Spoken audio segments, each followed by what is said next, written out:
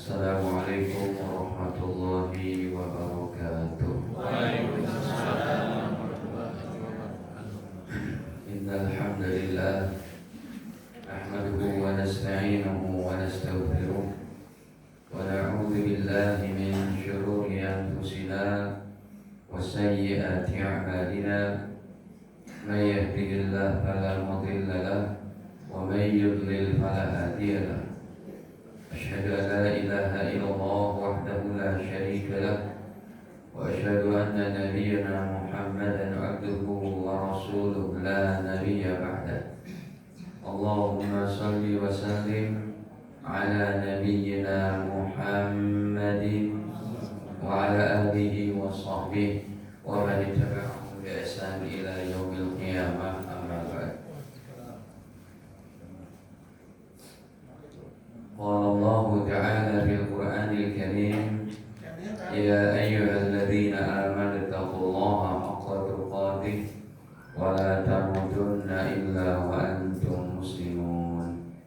Alhamdulillah, para hadirin kaum muslimin wal hadirat kaum muslimat, para jemaah, Bapak Ibu sekalian yang dirahmati Allah. Sebelumnya mohon maaf saya agak belok. Tadinya mau dibatalin puasanya, tapi sayang udah siang mau minum obat, tadi udah siang, ya udahlah, masih bisa dengarkan suaranya.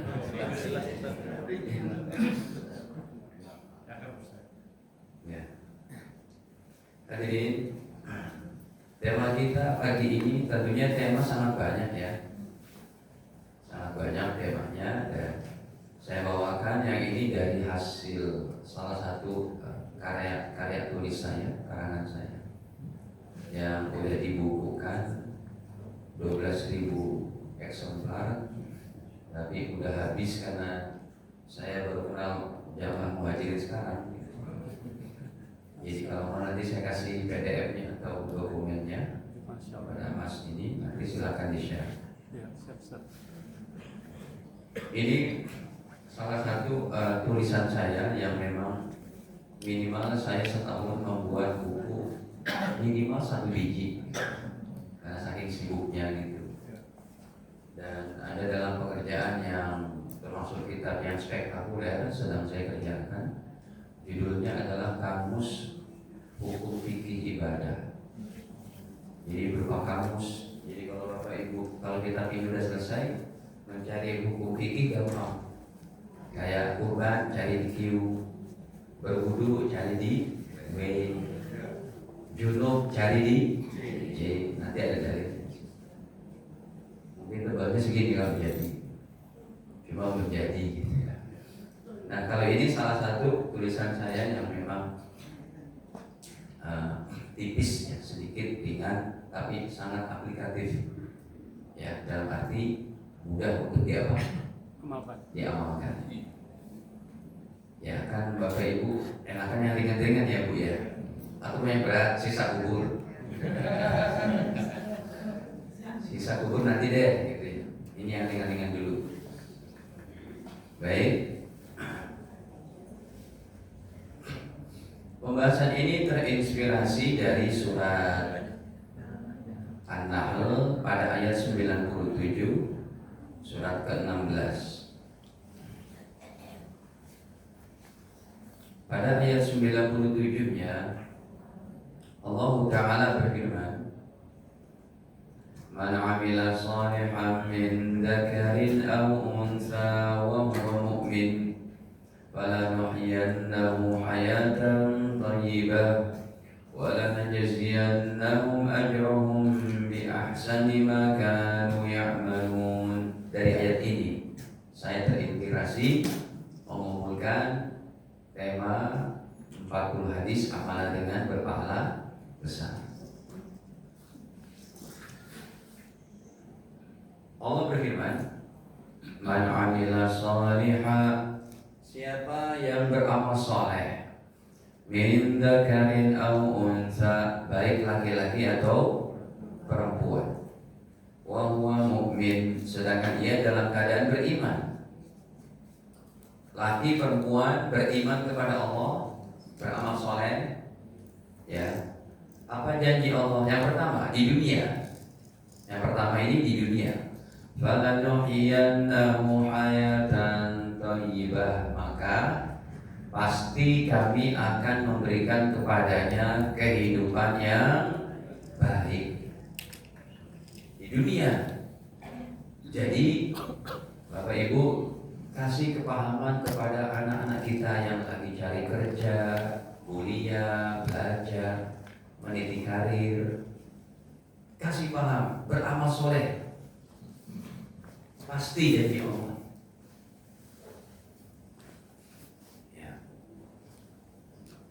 Karena saya mengalami kejadian itu ketika saya mondok dulu saya mondok pertama kali tahun 92, 93, 94 sampai 2003, ya hampir 10 tahun lebih saya mondok. Ketika saya mondok, ada orang-orang sekeliling kita bilang, kamu mau makan apa nanti? Kamu mau kerja apa kalau pesantrenan? Saya bilang, ini ayatnya. Orang bisa makan, bisa ini itu bukan karena dia punya ijazah. Apalagi kalau ijazahnya palsu. Jadi kesombong. Nanti dulu deh. Ya. Enggak, saya risau. Saya bukan menjelek-jelekan siapa, tapi risau kalau nggak ada negara kayak begini. Gitu. Bahkan yang mengacau negara tuh saya usul ditangkap aja. Kalau emang terbukti ijazah Pak Jokowi itu asli, tangkap aja. Caranya gimana? Tunjukkan ijazah beliau yang asli supaya diperiksa. Iya dong Mas, supaya diperiksa oleh ahli forensik dalam atau luar negeri gitu kan. Nanti terbuktinya asli, tangkap tuh siapa? Rismon, jadi kesana. Bapak Ibu, ya saya ketika mondok dulu, ini saya saksi hidup. Ya ada tantangan dari keluarga besar, dari ini itu. Nanti kamu apa di tahun 2000-an? Ya, yang mana zaman makin canggih, ya teknologi makin hebat. Kamu santrenan, sarungan, gamisan, mau kerja apa nanti? Mau makan apa? Saya bilang Allah Ta'ala mampu memberikan rezeki kepada seseorang tanpa ada ijazah, tanpa ada kerjaan, tanpa ini itu. Syaratnya kata Allah apa? Iman dan amal, tapi harus yakin. Akhirnya orang yang ledek saya sekarang, mobil aja belum punya. Saya kalau mau beli mobil 5 keburu, saya keburu bisa. Kenapa ibu boleh? Ibu mau bu, ngantuk ya bu, puasa ya bu. Iya, puasa hari ini sangat baik ya, karena dapat menghapus dosa 1 tahun yang jadi kan 10 Muharram. Makanya tadi saya pikir buka nggak ya lagi pilot ini gitu ya. Obat udah dibeli padahal, tapi masih ragu. Aduh sayang gitu. Baik, jadi ini dalil Bapak Ibu, anak kita tetap kerja, tetap kuliah, tetap belajar, tapi kasih kepahaman. Kamu nak beriman baik, beramal soleh baik, ini janji Tuhan loh. Allah yang memiliki jagat semesta. Allah yang memiliki makanan, minuman, ikan, daging semuanya. Orang kafir aja yang gak sujud, gak ruku kepada Allah dikasih harta. Masa bahkan anak kita yang hafal Quran dikasih miskin oleh Allah? Enggak mungkin. Yakin itu. Ya, ini berarti janji Allah yang pertama di dunia. Makanya kalau Bapak Ibu sepasang suami istri ada rajin ibadah, rajin sholat, insya Allah kehidupan ekonominya baik, anak-anak baik, cucu baik, yakin. Ada sih ujian pastilah, masa dia hidup kayak ujian, masing-masing orang ada uji. Wa lanabluwannakum ayyukum ahsanu, surat apa? Al-Mulk, Tabarok kan gitu. Nah, yang kedua, janji Allah di akhirat. وَلَنَجْزِيَنَّهُمْ أَجْرَهُمْ بِأَحْسَنٍ, dan pasti kami akan balas pahala kalian bi ahsan, dengan yang lebih baik. Bapak Ibu perhatikan kata-kata ahsan. kami akan balas hasil ibadah kalian bi ahsan, dengan yang lebih baik. Padahal ibadah Anda cuma semenit, 2 menit, 3 menit, tapi pahalanya ahsan, lebih baik. Itu yang mau saya kembangkan. Ibu-ibu bisa melaksanakan apa yang kita akan bahas di 40 macam dari sini, tapi itu nggak tuntas pagi ini gitu ya. Paling sekarang bisa kita baca 4 poin, 5 poin gitu. Ibu-ibu bisa mengamalkan di dapur, bapak-bapak bisa mengamalkan lagi nyetir, lagi berkendara, lagi macam. Ringan tapi pahalanya hanya saja harus berdasarkan dalil, tidak boleh berdasarkan asumsi manusia. Dalil dari apa? Al-Quran, hadis, serta kesepakatan para ulama. Baik, kita masuk aja deh, nggak usah berlama-lama, karena sayang ini waktunya. Mukadimahnya cukup segitu. Nanti kalau kelama-lamaan, bukan cuma masalah ijazah palsu itu disambar-sambar, nikel juga nantinya. Ya, baik, hadirin. Yang pertama, hadis ke-1. 2 rakaat sholat sunnah fajar. Familiar nggak? Bapak Ibu, kalau sholat qobliyah subuh, sunnah fajar bahasa fikihnya qobliyah subuh. Sholat qobliyah subuh, adakah yang Bapak Ibu menjalankannya 10 menit? Enggak lah, berapa menit? 3, 4, 2, ringan pahalanya. Lihat, Nabi bersabda, Rakaat al-fajri khairum minad dunya wa ma fiha. 2 rakaat sunnah fajar qobliyah subuh lebih baik daripada mendapatkan kekayaan dunia dan seisinya. Ini baru 1 hari Anda menjalankan. Ini sifatnya adalah cash and carry. You get it, you do it. So you don't miss it. Kayak Ustaz. Pakai bahasa Inggris kan. Bapak Ibu, you do it, you get it. Anda kerjakan ini dalam 3 menit, 2 menit, you get it. Anda dapat langsung. Tapi bukan sekarang. Langsung dicatat di mana? Di catatan kita di Lauhil Mahfuz. Coba dibuka dalilnya, siapa yang mau terjemah? Surat Qaf, surat ke-50 ayat 18. Enggak ada nih, enggak ada di bukunya. Di bukunya cuma hadis saja. Ini penjelasan dari pribadi saya. Bahwa setiap amal yang kita lakukan dicatat. Silakan dibaca terjemahnya. Ada? Tidak ada suatu kata yang diucapkannya, melainkan ada di sisinya malaikat pengawas yang selalu siap mencatat. Tidak ada satu ucapan yang diucapkan. Satu ucapan loh. Setiap ucapan yang kita ucapin, satu ucapan berarti ada nggak 1 detik, 2 detik? Ada. Allah, Subhanallah, 2 detik tuh dapat pahala. Apalagi sholat ini perlu berapa detik? 60 kali 60 kali 60. Ya, 3 menit. Itu dalilnya Bapak Ibu. Jadi jangan sia-siakan kehidupan kita yang sementara ini. Ya.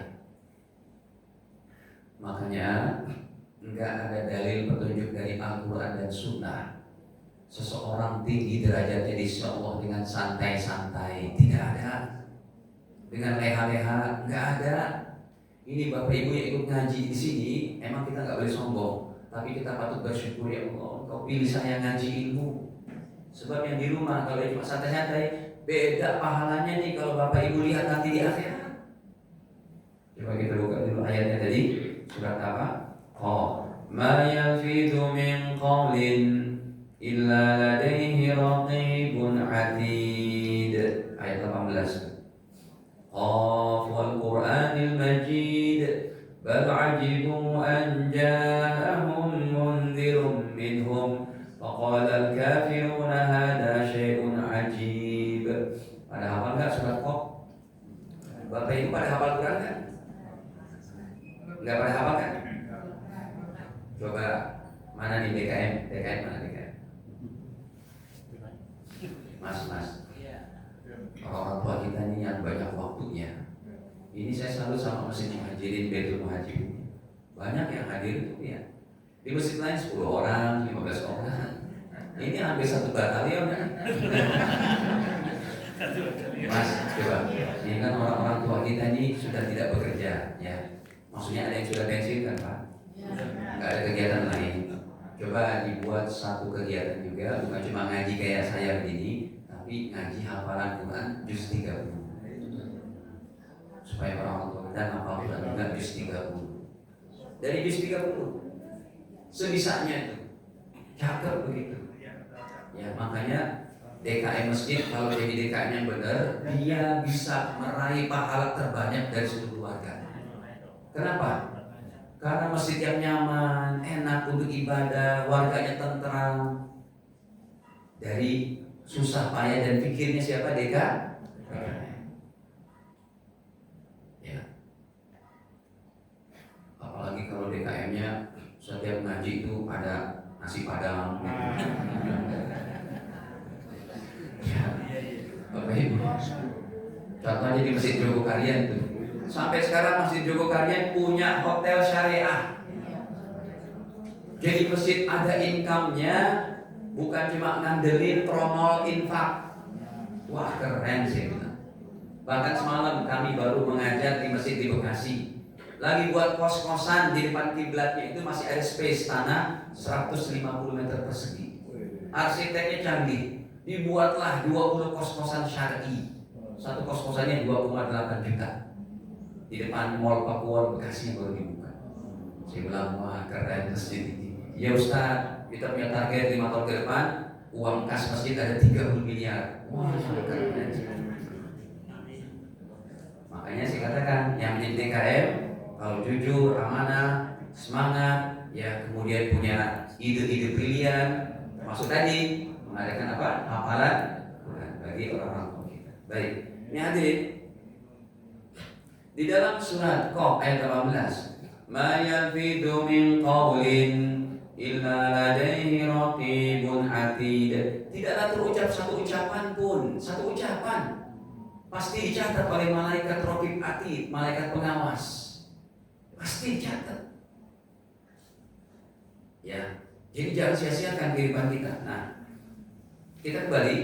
Jadi 2 rakaat sunnah fajar ini, kalau ini sifatnya cash and carry, you do it, you get it. Kalau bapak ibu sekalian melakukannya langsung dicatat, kayak ayat tadi dicatat.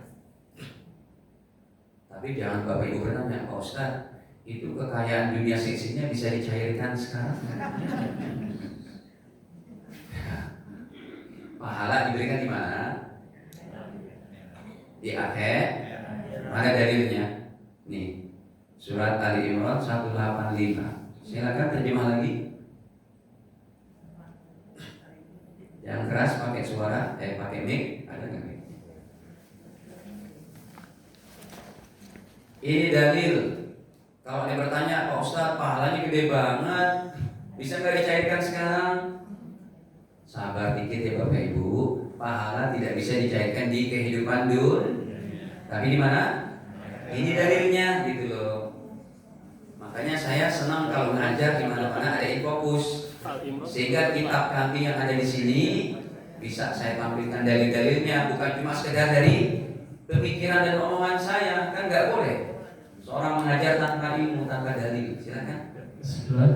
Surat Al-Imran 185 terjemahannya, setiap yang bernyawa akan merasakan mati, dan hanya pada hari kiamat sajalah diberikan dengan sempurna balasanmu. Sebentar.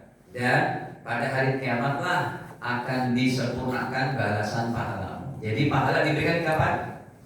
Hari kiamat nanti, di akhir. Jadi kalau Bapak Ibu menginginkan pahala ini dicairkan sekarang, bukan Allah nggak mampu. Yang nggak mampu tuh dunianya nggak nampung. Karena satu orang aja dapat kekayaan dunia seisinya. Ustaz, berarti kalau saya kerjakan 30 hari sebulan, saya udah berhak mendapatkan catatan di Lauhul Mahfuz sebanyak 30 kapling. Satu kaplingnya bukan kayak komplek Pemda DKI ini. Satu kapling segede dunia dan seisinya. Betul. Lalu kalau setahun Ustaz, Apakah saya mendapat kafling di akhirat 360 kafling? Betul. Satu kafling segede dunia seisinya? Betul. Ini dia dalilnya. Hadis Sahih Muslim. Nih, Sahih Muslim tuh, ya, nomor 1721. 2 rakaat fajar lebih baik daripada dunia dan seisinya. Jadi rupanya Bapak Ibu, Anda ini orang-orang paling kaya. Ya, paling kaya di akhirat. Di dunia sabar dulu deh. Sekalipun kita pun nggak boleh jadi orang miskin karena malas. Nggak boleh. Orang Islam jadi orang miskin malas-malasan nggak boleh. Kalau miskinnya sudah takdir Allah, dia udah ikhtiar, dia udah usaha, dia udah melakukan struggle, effort, usaha dan macam-macam. Tetapi tetap gajinya segitu. Itu takdir siapa? Udah. Syukuri aja, nikmati, toh semuanya akan kembali ke akhirat. Nah di akhirat kita akan sempurna menikmati. Baik, nah hadirin, ini nomor pertama. 2 rakaat fajar lebih baik daripada dunia dan seisinya. Seumpamanya Bapak Ibu sekalian masuk ke masjid, ya datang nih, tiba-tiba baru mau sampai pintu, Allahu Akbar, Allahu Akbar, udah iqam. Kan kalau udah iqamat nggak bisa sholat nggak bisa. Ya sedih. Aduh, Pak Ustaz, hari ini saya tertinggal. Kekayaan dunia seisinya saya nggak dapat hari ini. Bapak Ibu yang mengalami kejadian seperti itu, sholat qobliyahnya boleh dikodok. Ya, boleh dikodok setelah sholat subuhnya, boleh dikodok setelah terbit matahari. Tapi kalau mau kodok setelah subuh, jangan di masjid. Takutnya orang menyangka, ih kok ada bakdia subuh? Tuh gara-gara ngaji sama Ustaz Maulana Faisal tuh jadi ada bakdia subuh. Pengajian sesat itu. Ngajinya ngantuk berarti. Maksudnya kalau Bapak Ibu mau menjalankan kodoknya habis subuh, mbok dilakukan di mana? Di rumah. Kalau mau melakukannya habis terbit matahari, lebih baik lagi. Ya, ini dalilnya. Tuh pakai dalil. Ya. Rasul pernah mengkodok qobliyah subuh setelah terbit matahari karena beliau ketiduran. Bahkan Rasul pernah mengkodok sholat wajibnya. Beliau pernah sholat wajib seumur hidup sekali jam 7 pagi. Nah, udah tahu belum hadis itu? Udah pernah tahu belum hadisnya? Rasul pernah sholat subuh jam 7 pagi. Matahari udah meninggi. Nih saya tampilkan. Tuh makanya ngaji Bapak Ibu. Ya, yang pertama nih ada 2 hadis tadi. Yang pertama kita mau tampilkan Rasul mengkodok sholat apa tadi? Qobliyah subuh.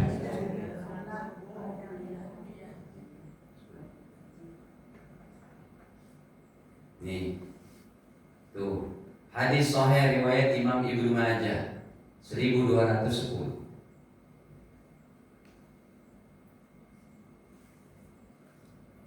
Nabi bersabda, bukan Nabi bersabda. An Abi Hurairah radhiyallahu anhu, dari Abu Hurairah radhiyallahu anhu, anna Nabi sallallahu alaihi wasallam, sesungguhnya baginda Nabi sallallahu alaihi wasallam nama. Apa arti nama? Ketiduran. Rasul pernah ketiduran an rakaatil fajri, enggak sempat sholat 2 rakaat sunnah fajar atau qobliyah subuh. Faqadahuma, maka beliau mengkodoknya ba'dama tola'ati syamsu, setelah matahari terbit. Boleh. Tujuannya apa Ustaz? Tujuannya supaya umat Islam yang udah istiqomah tidak berkecil hati karena amalnya tertinggal gara-gara gak sempat nyolatin, dan tetap eksis, tetap bisa dia menyempurnakan dengan cara dikodok. Kalau yang pakai usolinya, niatnya usolli sunnat al-fajri rokaataini kodoan. Kalau yang nggak pakai usoli dalam hati aja niatnya, saya niat qobliyah subuh di kodok, Allahu Akbar, selesai. Yang pakai usoli boleh, yang tidak pakai usoli juga boleh, dua-duanya boleh. Dalam kajian fikih jangan membid'ahkan, jangan menyalahkan, karena juga istihad para ulama dengan dalilnya.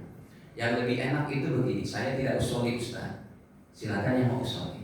Yang usoli saya pakai usoli, silakan yang tidak usoli. Jadikanlah diri kita berdewasa dalam perbedaan pendapat, jangan berseteru terus. Kalau kita berseteru terus, saya khawatir ilmu Anda yang tinggi jadi habis karena ada sifat sombong. Karena ada sifat apa? Merasa lebih baik. Jangan. Ya, baik. Nah, hadirin, ini satu lagi saya tampilkan. Yang tadi Bapak Ibu belum pernah ketemu hadisnya kan? Rasul. Ini Bukhari bahkan. Kalau ini kan Ibnu Majah. Ibnu Majah itu adik kelas Imam Bukhari. Jauh bahkan. Nomor 6. Bukhari, Muslim, Abu Daud, Tirmidzi, Nasai, Ibnu Majah. Rasul pernah mengkodok sholat wajib ketika beliau ketiduran. Jam 7 baru bangun. Matahari udah terbit. Hadis di Bukhari. Coba sebentar. Saya tampilkan. Saya sih hafal hadisnya, cuma saya mau tampilkan dengan rumus bahasa Arab yang sudah saya hafal. Nih, tuh sudah ada nomor 500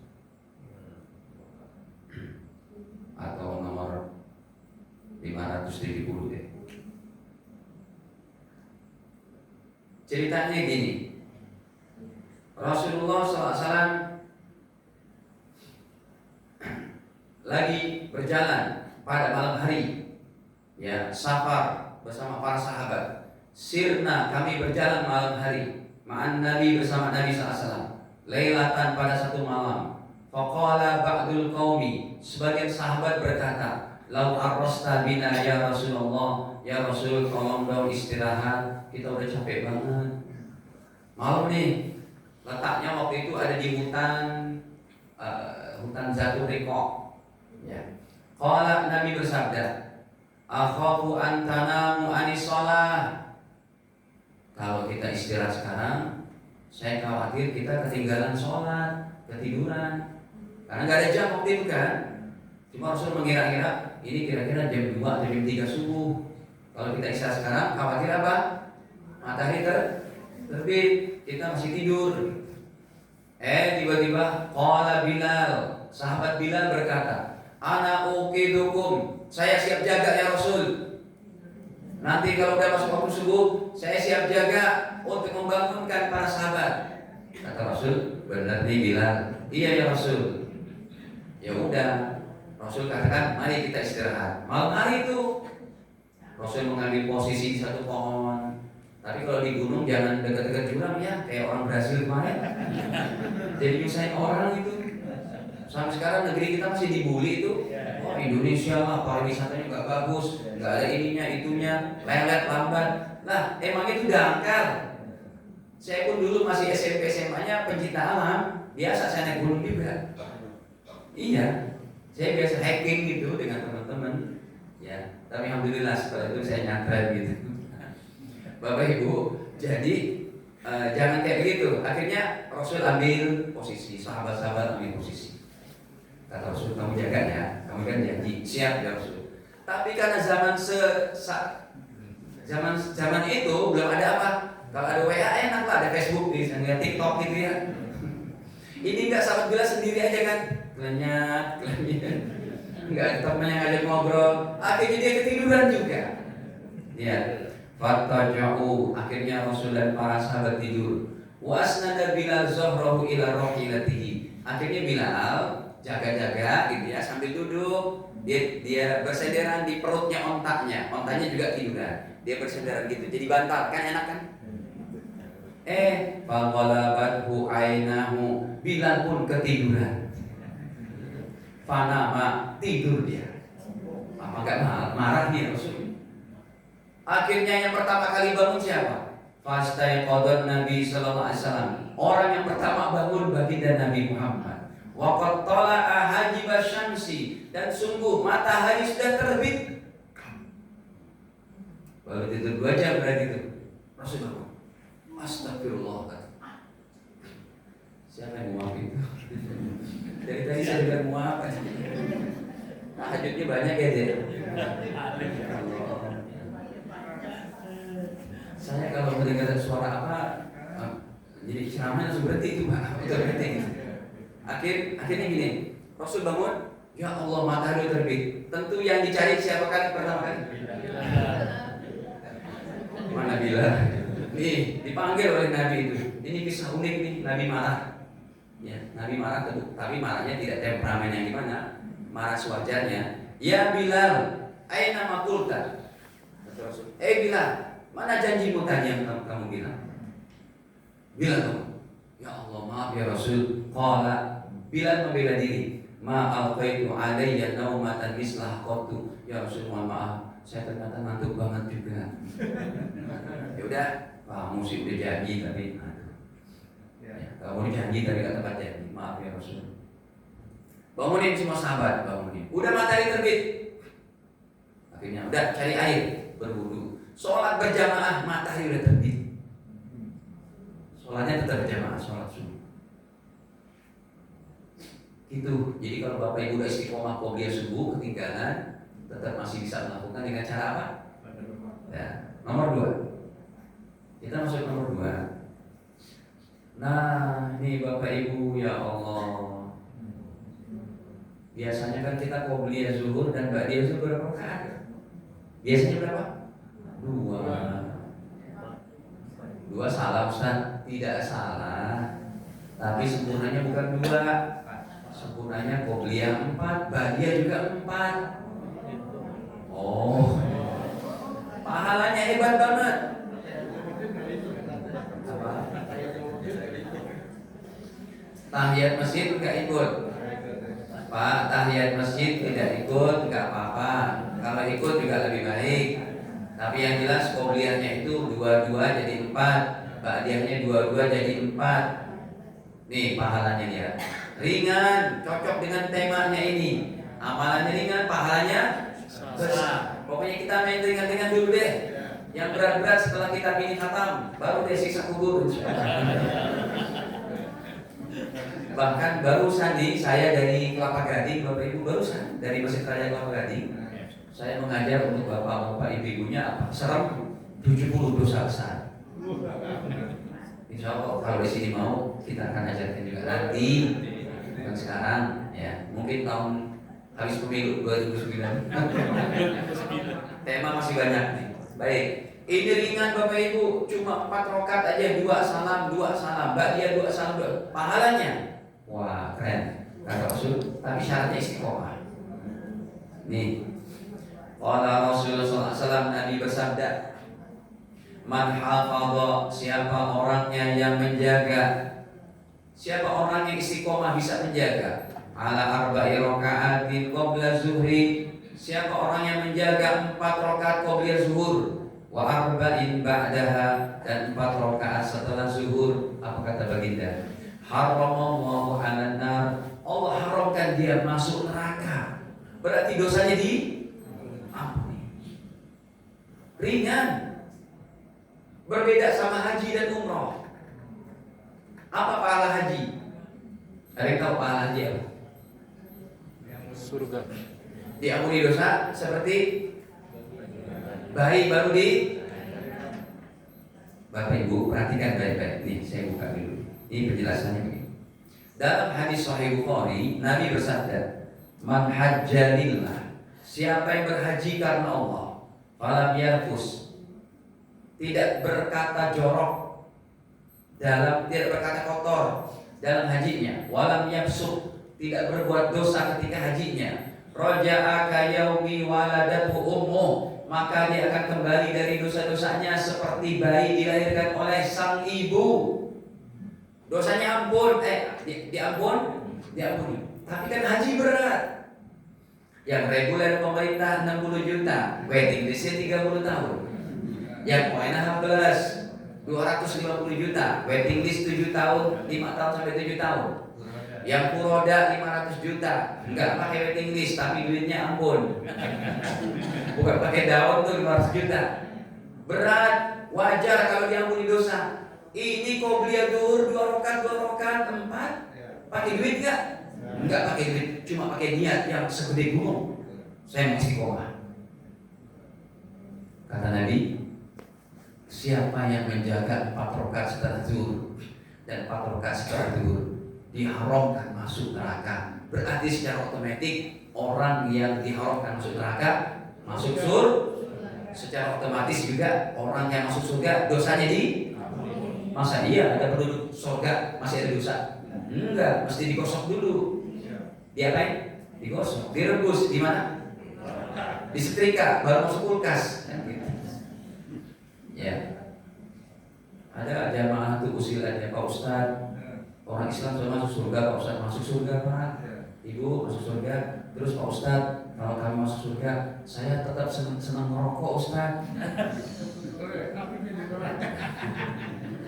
Saya jawab, dalam surat Fussilat ayat 30 sampai 32, Allah katakan begitu.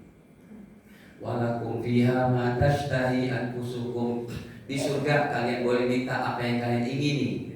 Jadi rokok ada, tapi ngambil apinya neraka.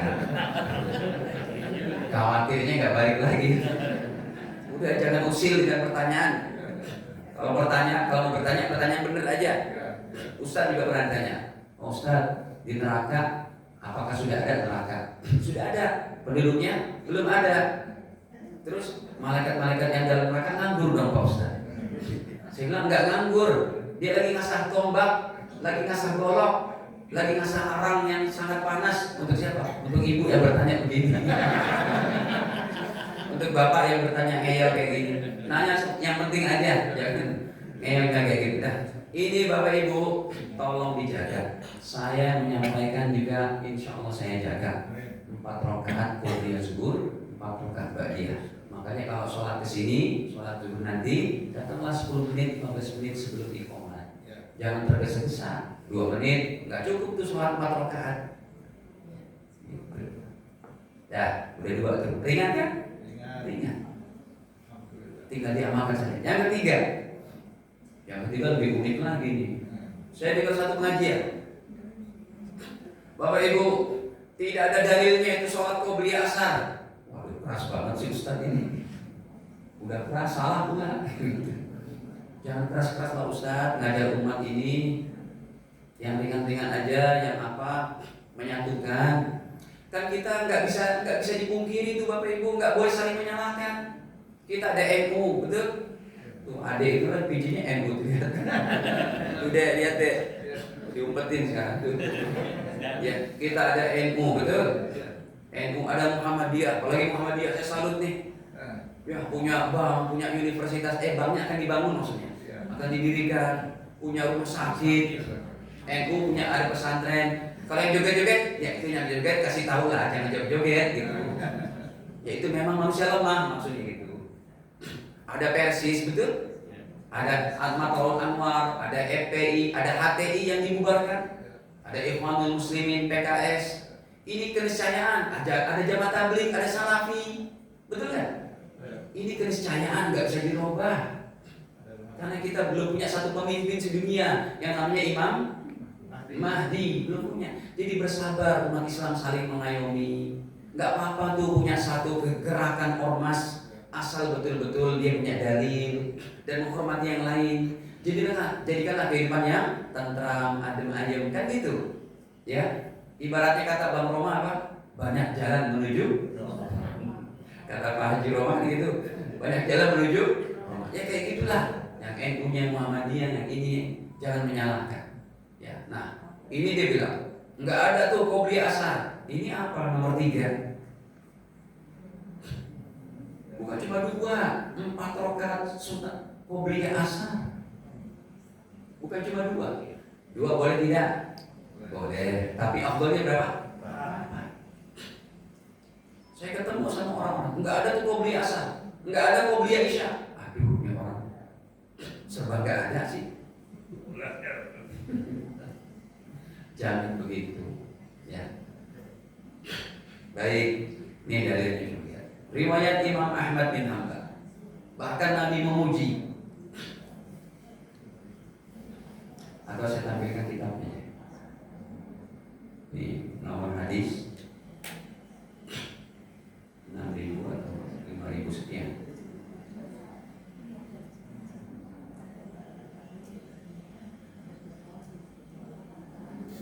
Kenapa Bu?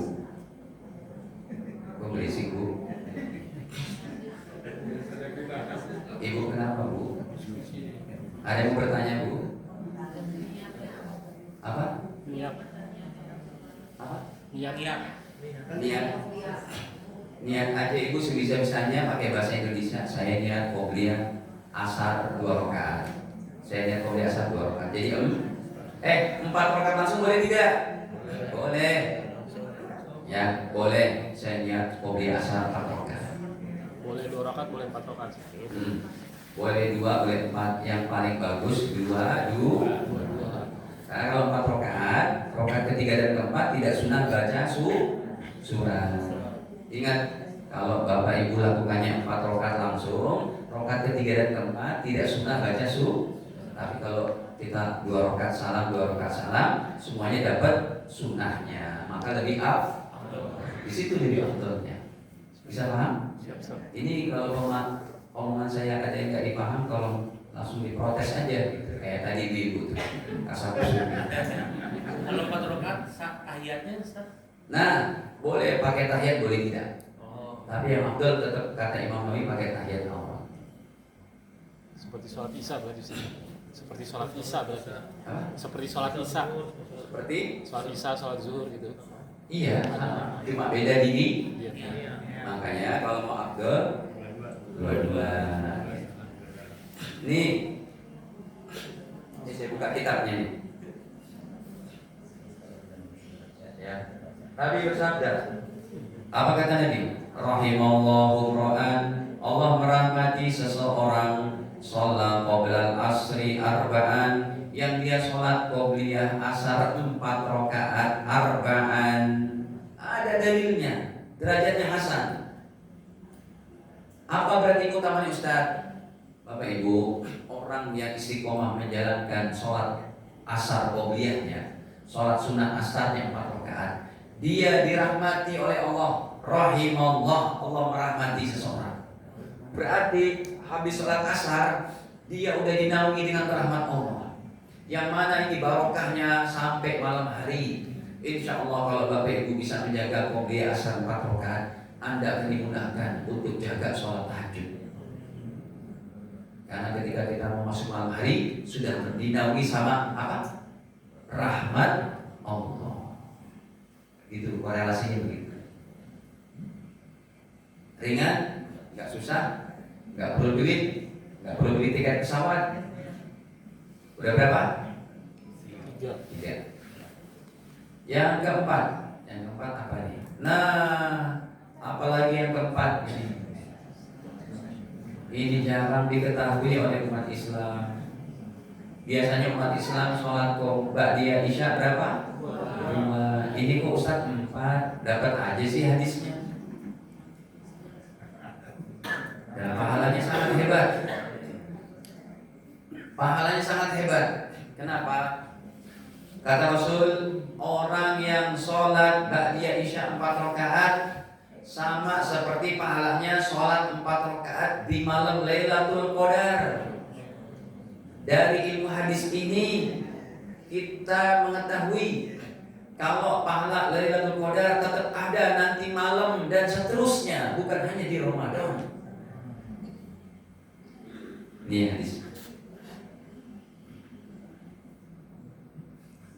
Man sholat arba'an ba'dal isya, siapa yang sholat 4 rakaat setelah isya, kunna ka qadrihinna min lailatul qadri, pahalanya sama seperti sholat 4 rakaat di malam Lailatul. Berarti 4 rakaat Bapak Ibu pada nanti malam dipraktekin, pahalanya seperti Anda sholat 4 rakaat dalam waktu 84 tahun. Ringan, gak pakai duit, gak pakai ini itu, cuma niat dan semangat. Sholatnya sekali 4 rakaat boleh, yang ambilnya berapa? Gitu Bapak Ibu. Ini yang saya kumpulkan dalam kitab saya ini. Semuanya serba ringan, gak ada berat. Ya. Makanya ini kesempatan kita, ya kita untuk menggali ilmu hadis. Karena emang pak saya fikih dan hadis lah. Baik. Nah, ini Masya Allah ya. Nanti malamnya kita lihat Bapak Ibu, ya. Nanti juga zuhurnya kita lihat. Udah kita akan mulai deh. Qobliyah zuhur berapa? Berarti kalau datangnya lebih awal dengan tahiyat masjid jadi berapa? Nah, kalau datang lebih awal lagi dengan syukur wudu jadi berapa? 8. Banyak sholat sunnah. Insya Allah capek-capeknya Bapak Ibu diberikan pahala hebat. Seperti di awal tadi saya katakan, nggak ada dalilnya orang dapat derajat tinggi ridho Allah di surga nanti dengan leha-leha, nggak ada. Semuanya perlu capek-capek, ngosongin perut, mata capek, tahajud, baca Quran, menghafal Quran, ngaji ilmu, berjalan lagi ke masjid, semua dengan capek-capek. Nggak ada yang dengan senang-senang, betul nggak? Ya. Nah, ini yang ketiga, yang keempat, betul keempat, yang kelima. Dan kita baca 5 poin aja. Nanti bulan depan baru kita sambung nomor 6 sampai 10. Ya nggak bisa lah 40 dibahas. Suara saya udah mau habis nih. Nomor 5. Ini banyak nih. Ya. Bapak Ibu dapat sunnah rawatib 12, qobliyah ba'diyah, dapat 1 istana di surga. Tiap hari kita bisa ngumpulin rumah klaster di surga. Pak, saya mau nanya nih. Ini aja nih warga Baitul Muhajirin. Kira-kira di antara Bapak Ibu masih ada yang mampu nggak beli rumah di Menteng? Harganya yang paling murah tuh 100 miliar. Terlebih jalan Cendana, jalan Diponegoro, jalan AS Cokro Aminoto. Itu rata-rata rumahnya di atas 100 miliar. Ya, kemarin Eko Patrio yang artis itu berapa tahun lalu dia beli rumah baru di Pondok Indah, kan rumahnya di sini nih, ya negara baru itu. Dia beli di Pondok Indah, harganya berapa? Hampir 100 miliar. Saya tanya, Bapak Ibu masih ada yang mampu beli rumah di sana? Enggak Ustaz, enggak mampu Ustaz. Gaji suami cuma 10 juta Ustaz. Gaji suami cuma 20 juta. Gaji suami cuma 50 juta Ustaz. Ya belum tuh kebutuhan ini itu 100 miliar, nabung berapa ini? Udah mati duluan kita kali. Bapak Ibu, Anda lakukan tiap hari ini qobliyah ba'diyah. Sehari semalam kalau lebih dari 12 rakaat saja, Anda berhak mendapat 1 istana di surga. Ringan. Berarti Pak Ustadz nanti saya di akhirat rumah saya banyak dong di surga. Iya kan? 1 hari dapat 1 istana. Kalau sebulan 30. Kalau istiqomah melakukan ini setahun, saya punya 360 istana. Iya. Pertanyaan Ustaz, boleh nggak saya kontraktin? Di surga udah gak ada kontrakan lagi, tinggal Bapak Ibu bernikmat-nikmat saja. Ini hadisnya, coba kita buka. Nabi bersabda, man sholat, barang siapa yang menjalankan sholat asyra rakaatan. Kok asyra rakaatan? Isna asyara sebenarnya. Aduh, ketinggalan dikit. Ya, man sholat, siapa orang yang sholat isnatai asyara rakaatan, 12 rakaat fi yaumin wa lailatin, pada siang dan malam, artinya sholat qobliyah ba'di, bunyalahu bihinna baitun fil jannah, maka Allah akan buatkan baginya 1 rumah di surga. Rumah di surga kayak istana di dunia. Gampang, ringan. Ya, coba kita hitung. Dengan yang sudah kita pelajari aja nih, kita hitung. Bagaimana Ustaz hitungnya? Begini. Tadi qobliyah subuh berapa? Sebentar Bapak Ibu, coba tolong jawabnya. Ya. Qobliyah subuh 2 rakaat. Kemudian zuhur berapa? Totalnya berapa? 8. Kemudian tadi asar qobliyahnya berapa? 4. Ini udah berapa nih? Udah 14. Udah lebih kuotanya. Kemudian ba'da isya berapa tadi? 4. Ini udah berapa? 18. Maghrib belum Ustaz, maghrib. Qobliyah maghrib. Yang ini dulu yang kita bahas dulu. Oke, maghrib sabar, tahan dulu. Bapak Ibu melakukan ini aja tuh udah dapat udah diampuni dosa, diharamkan masuk neraka, dapat kekayaan dunia seisinya, dapat rahmat bercurah-curah, dinilai pahala sholatnya seperti 84 tahun, dapat yang ini pula, dibangunkan istana di ringan. Nah baru nih Bapak Ibu, jadi pokoknya minimal 12 aja deh, 12 ke atas sudah dapat. Makanya nanti Bapak Ibu diistiqomahkan aja. Ya. Sekarang ini, qobliyah maghrib kok nggak ditulis Ustaz? Qobliyah isya nggak ditulis, ya kan? Saya nggak tulis itu qobliyah maghrib, qobliyah isya. Kenapa? Karena qobliyah maghrib, qobliyah isya tetap sunnah, tetapi Nabi tidak kasih tahu pahalanya. Sedangkan pembahasan kita amalan dengan pahalanya.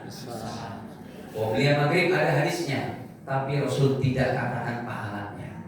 Jadi tidak masuk dalam kategori ini. Tapi ingat, qobliyah maghrib tetap baik dilakukan, qobliyah isya tetap baik dilakukan. Kenapa tidak tercantum dalam kitab ini? Karena Nabi tidak menjelaskan pahalanya. Ba'da maghrib. Ba'da maghrib kenapa Ustaz gak masuk juga? Karena Nabi tidak kabarkan pahalanya, tapi hukumnya tetap bisa dipahami? Dan kita buka tanya jawab deh. Silakan. Baik, selanjutnya dipersilakan apabila ada tanya jawab pada Silakan Bapak Ibu, pertanyaan bebas.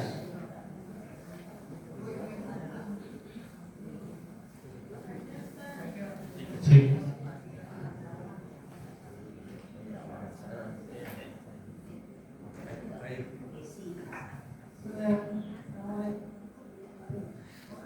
Bertanya Ustaz, Ya. yang tadi qobliyah zuhur kalau udah ada yang ngajak sholat jamaah zuhur duluan boleh dikodok juga atau gimana?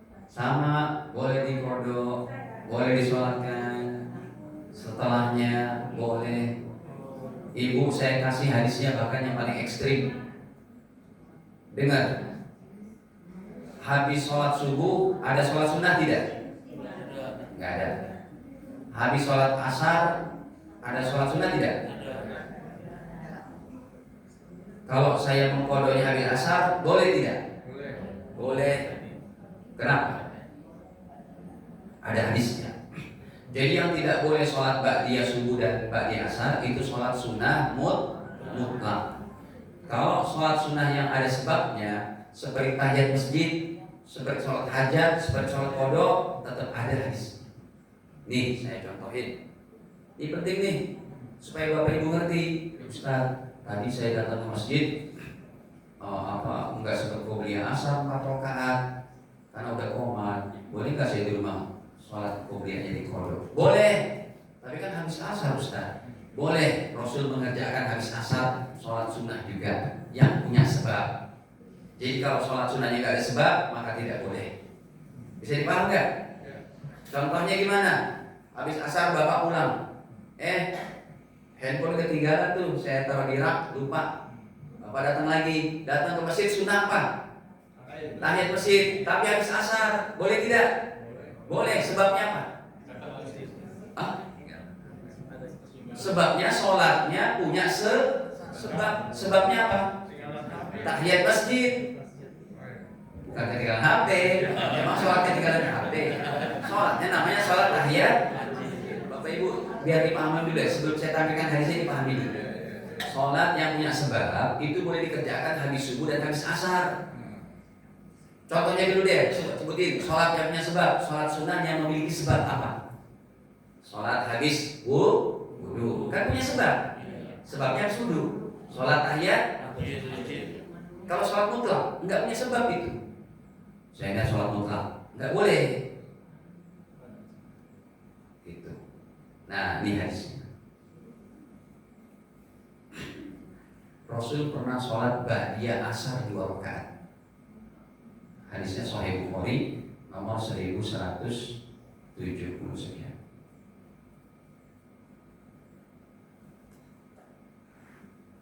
Ini 1176. Ceritanya Aisyah dan Ummu Salamah atau istri yang lain bertanya, Ya Rasul, kenapa Tuhan sholat ba'di asar 2 rakaat? Bukankah engkau melarang sholat ba'di asar, nggak ada sholat sunnah? Maka Nabi menjawab, langsung aja ke poinnya. Kata Nabi, ya binta Abi Umayyah, wahai putrinya Abu Umayyah, sa'alti, tadi kamu bertanya, anir rokaatain, tentang 2 rakaat ba'dal asar, setelah sholat apa? Asar. Tadi kamu bertanya ya, 2 rakaat habis asar, kenapa saya sholatkan? Kan saya juga melarang, kata Nabi, nggak ada ba'di asar, nggak ada sholat sunnah habis asar, tapi ini saya sholatkan. Jawabannya, innahu atani nasu min Abdul Qais, tadi habis sholat zuhur saya kedatangan tamu, fasyaghalini, akhirnya mereka menyibukkan aku, anir rakaatainil latain ba'da zuhur, sehingga saya nggak sempat sholat ba'da zuhur 2 rakaat. Kata Rasul, fahuma hatan, ini dia sholat 2 rakaatnya saya kodok habis asar. Gitu ya jawabannya. Jadi boleh, silakan yang lain.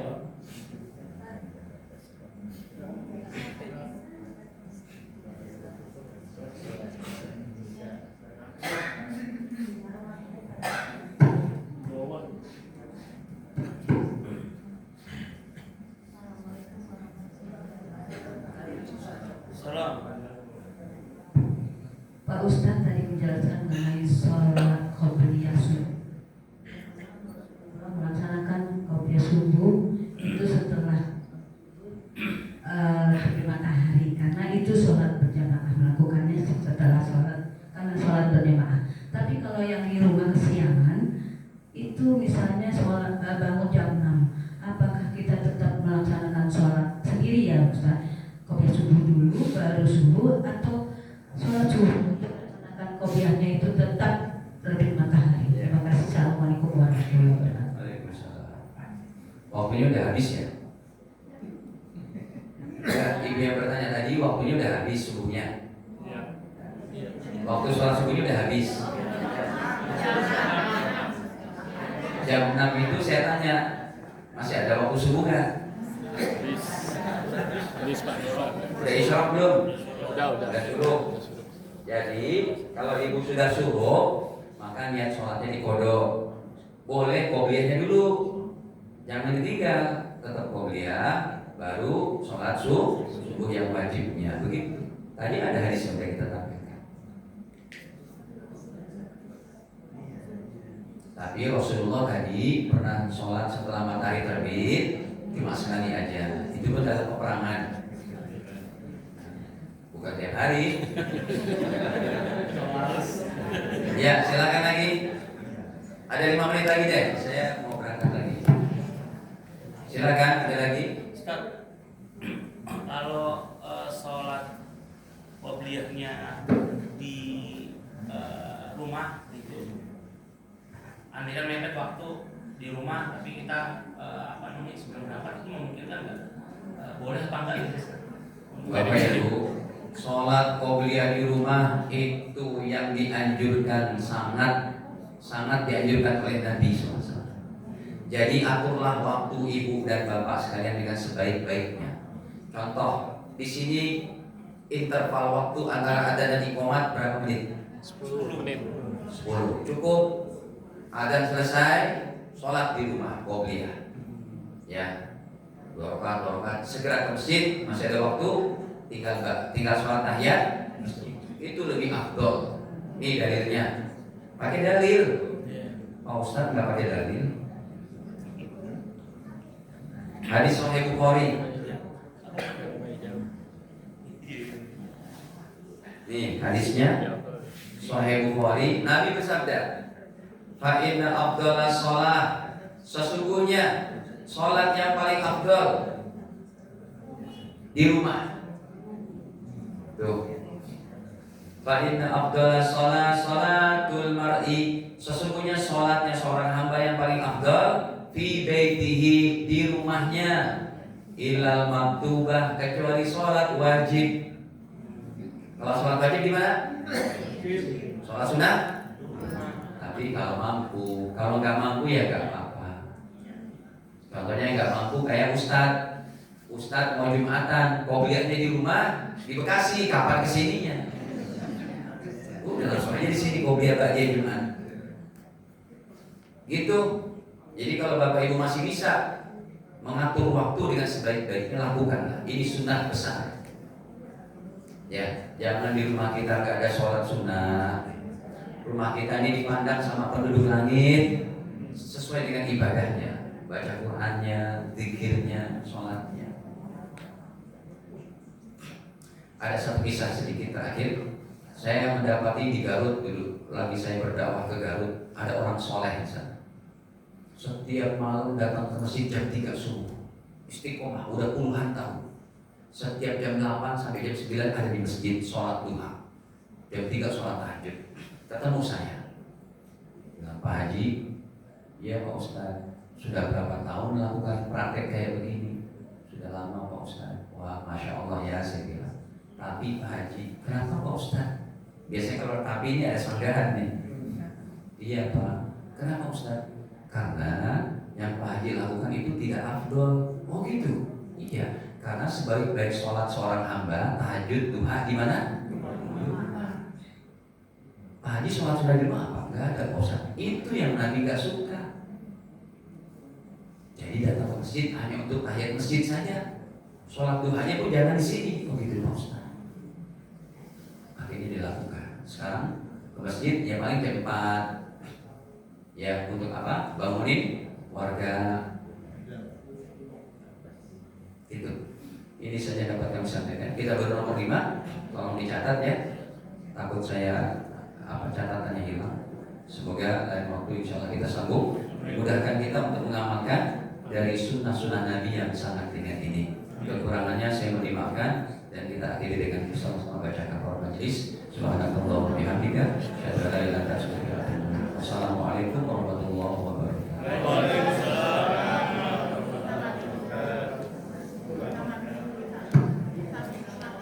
Baik, terima kasih atas kajiannya Ustaz Muhammad Faruk Faisal.